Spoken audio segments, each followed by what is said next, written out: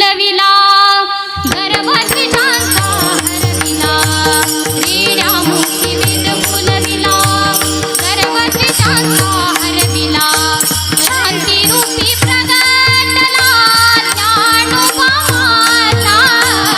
शांतिरूपी प्रगटला ज्ञानोबा माझा साधकांचा माय बाप दरुशन हरी ताप साधकांचा माय बाप दरुशन हरी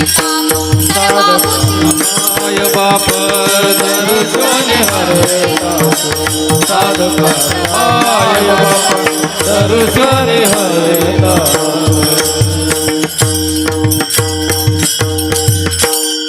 आपले ज्ञानोबराय आपण पाहिले रेड्यामुखी वेद बोलविला गर्भध्वजांचा हरविला